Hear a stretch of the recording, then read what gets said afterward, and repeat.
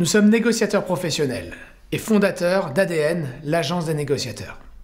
Nous avons accompagné des centaines de négociations, des situations de crise, des situations de tension. Et à chaque fois que nous avons eu à rencontrer une équipe performante, nous nous sommes aperçus que l'élément qui l'a lié, c'était la confiance. La confiance était le facteur d'excellence que l'on pouvait mettre en œuvre dans ces situations. Comme la confiance ne se décrète pas, mais elle se construit au quotidien, nous avons identifié 5 leviers de confiance déterminants dans la gestion des équipes. Le premier levier, la confiance en soi, la capacité à surmonter les épreuves, la résilience. Cette compétence à puiser dans notre répertoire d'expériences vécues pour prendre les meilleures décisions en fonction de la situation.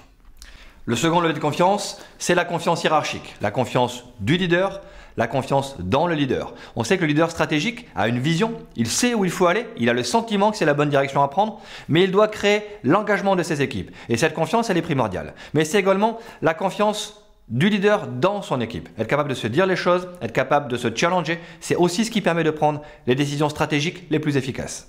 Le troisième levier, évidemment, c'est la confiance dans la mission. Une mission se doit d'être engageante, inspirante, émotionnelle, pour faire en sorte que toute l'équipe soit fédérée autour de l'objectif commun. Parce que sans objectif commun, malheureusement, il n'y a plus d'équipe. Et donc forcément, la confiance qui suit, c'est la confiance d'équipe. Comment je peux créer ce lien entre mes pairs, entre ceux qui sont censés m'épauler? Comment je fais en sorte que chacun puisse apporter son aide aux autres, connaisse le travail des uns et des autres, et quelles sont les règles du jeu qu'on va se fixer dans l'équipe pour permettre à chacun de trouver sa place et d'être efficace au sein d'un objectif commun. Et le dernier niveau de confiance, bien évidemment, c'est la confiance dans l'histoire, le passé, les traditions, les valeurs qui peuvent structurer une équipe et également dans quelle mesure l'équipe se rattache justement à l'entreprise. Qu'est-ce qui fait qu'on soit fier d'adhérer à une telle équipe, à une telle entreprise?